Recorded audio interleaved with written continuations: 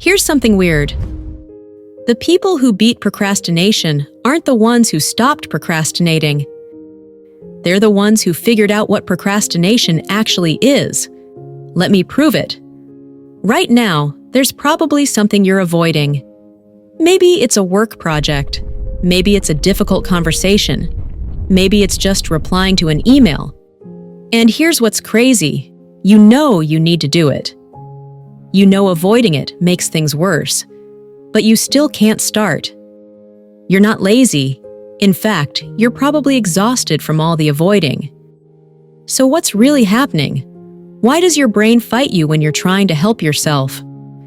The answer will change how you see yourself forever, because procrastination isn't what you think it is. Here's what everyone tells you. Just manage your time better. Use a planner. Break big tasks into smaller tasks. Set deadlines.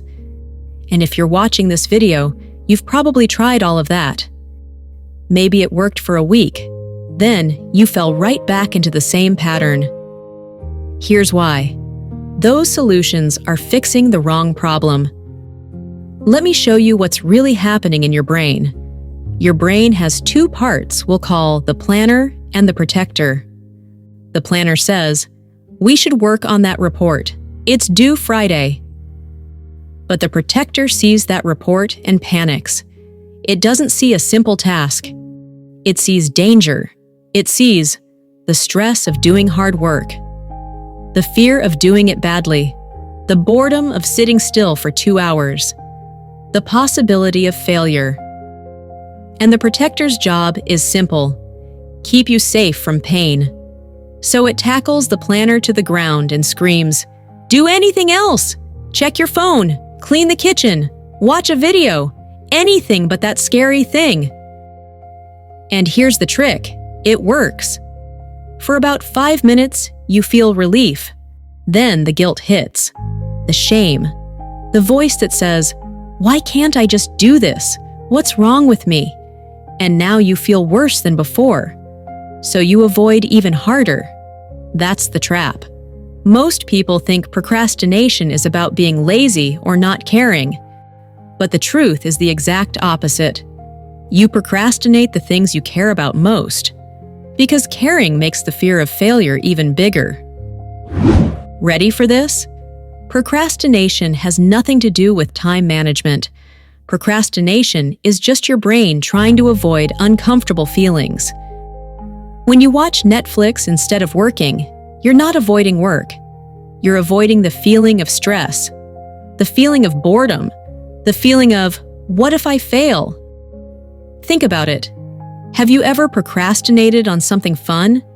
Have you ever said, "I really need to watch that new show everyone's talking about, but I just can't start"? No, because there's no bad feeling to avoid. The ancient Stoic philosophers understood this 2,000 years ago. They had a principle. You can't control what happens to you, but you can control how you respond. You can't make the task less stressful. You can't make the work magically fun, but you can change your relationship with discomfort. Here's the new rule. Feel it. Do it anyway. The discomfort of starting lasts about 5 minutes. The regret of not starting lasts all day, or all week. Which pain do you choose? Now I know what you're thinking. That sounds nice, but how do I actually do that? Don't worry, I'm about to give you 3 simple tricks that completely change the game. Trick number 1. The 5-minute deal. Here's the deal you make with yourself. You don't have to finish the task. You don't even have to want to do the task. You just have to do it for 5 minutes. That's it. Why does this work? Because the protector in your brain can't tell the difference between a difficult task and actual danger. When you sit down to work, it thinks a tiger is chasing you. But here's the thing. Real danger doesn't last exactly 5 minutes and then stop. So when you commit to only 5 minutes, the protector calms down. It thinks, okay, if we're only doing this for 5 minutes, it can't be that dangerous. And here's the magic. About 80% of the time, once you start, you keep going. Because starting was the hard part.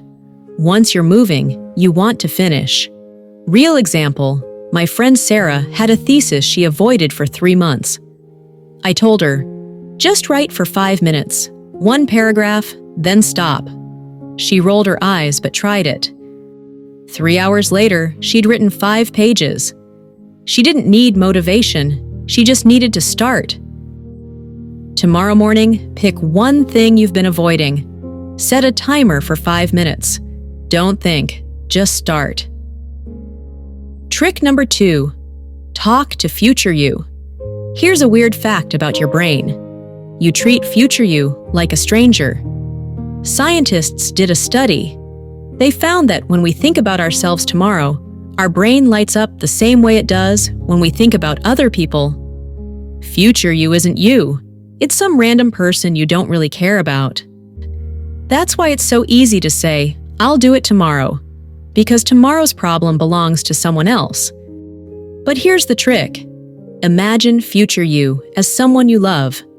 Your best friend, your kid. Would you dump all your problems on them?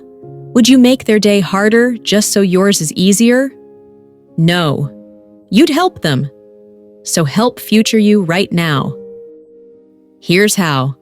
Pay the bill the second it arrives. Don't wait. Lay out your gym clothes before bed. Write tomorrow's to-do list tonight. Reply to the email now, not later. You're not just planning. You're removing decisions from the overwhelmed person you'll be tomorrow. One guy in our community said this changed his life. He started asking, what's one thing I can do right now to make tomorrow easier? His answer was usually simple. Take out the trash, prep my lunch, charge my laptop. Small stuff, but it added up. Within a month, he said he felt like he'd gotten his life back. Right now, do one small thing that future you will thank you for tomorrow. Trick number 3, imagine the relief. When you look at a task, your brain shows you all the pain, the effort, the boredom, the stress. But it hides the good part, the feeling when it's done. So force your brain to imagine it. Close your eyes. Picture yourself clicking send on that email. Imagine the check mark going next to that item on your list. Feel the weight lifting off your shoulders. That relief? That's real. That's dopamine, your brain's reward chemical. And it's way more powerful than the temporary comfort of scrolling your phone. The pain of doing the task is temporary. The relief of finishing it is immediate. And the confidence it gives you is permanent. Here's what one woman told me. I was dreading a phone call for 2 weeks. It was ruining my sleep. Finally, I imagined how good I'd feel after making the call. I made the call. It took 4 minutes. I felt like a superhero for the rest of the day. 4 minutes of discomfort. Hours of relief. Before you avoid something today, spend 10 seconds imagining how good it'll feel when it's done. Then decide. Here's what nobody tells you. Every time you procrastinate, you're not just avoiding a task. You're training yourself to run from discomfort.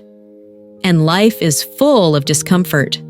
Hard conversations, boring work, scary decisions. But every time you do something, even though it's uncomfortable, you're training the opposite skill. Courage. Not Hollywood movie courage. Real courage. The courage to feel stressed and work anyway. To feel scared and speak anyway. To feel tired and show up anyway. That's the skill that changes lives. The ancient Stoics called it amor fati. Love your fate. You can't love your life if you're always running from the small discomforts that build it. You're not broken. You're not lazy. You're human. And every human brain tries to avoid pain. But now you know the truth. And you have the tools. Let's recap the 3 tricks. The 5-minute deal. Just start for 5 minutes. That's all. Help future you. Do one small thing now to make tomorrow easier. Imagine the relief. Picture how good you'll feel when it's done. You don't need to use all three. Just pick one. Try it today. Don't wait to feel motivated. Motivation comes after you start, not before. Here's what I want you to do right now. Think of one thing you've been avoiding. Choose one of these tricks. Use it in the next 24 hours. Then come back and tell us what happened in the comments. Did the 5-minute rule work? Did helping future you feel good? We want to know. You're not alone in this. Over 50,000 people in this community are fighting the same battle.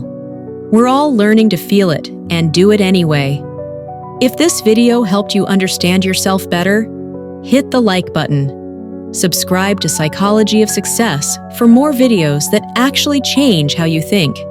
Remember, the task won't get easier, but you can get braver.